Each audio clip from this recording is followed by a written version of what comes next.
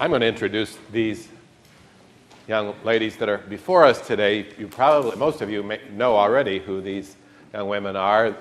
Kaylee and Abby, two members of our congregation who have taken seriously the opportunity and the call to use their gifts and talents to make a difference in the world. I get so excited when I think of our young people and all the things that they do. Next week we'll be hearing from our Pittsburgh mission trip kids.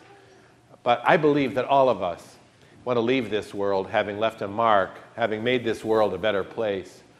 But when you can start at this age to make those changes in the world, to leave the imprints of God's love on the world, it's a wonderful and amazing thing. And Kaylee and Abby this spring both returned from independent mission trips to El Salvador, and I asked them if they would share a little bit about that today. Also, to share in the coffee hour some pictures and further expressions of their trips.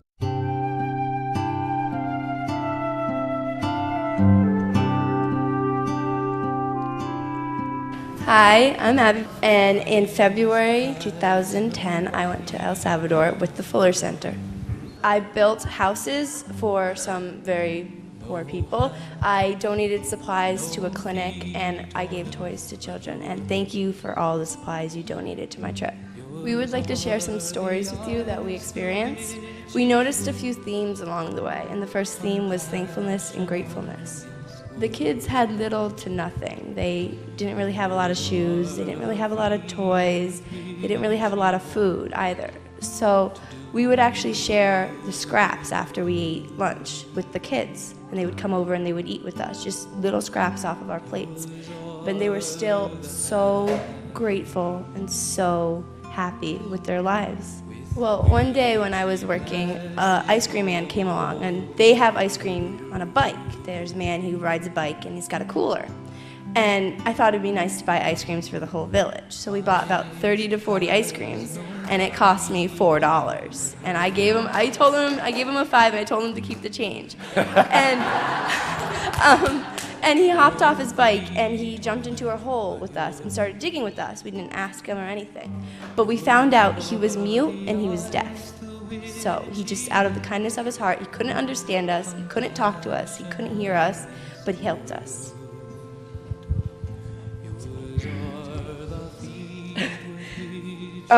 Another theme we saw was taking care of each other. A lot of the times the parents would try to be off working or try to find work because there wasn't a lot of jobs around. So kids would be taking care of kids. It wasn't a uncommon sight to see a 5-year-old carrying a 1-year-old walking down a main busy street. But they still cared for each other. They'd walk to school with each other. You would see if a baby started crying, a little kid would go over and pick it up. And they were just so caring towards each other, and they took care of each other.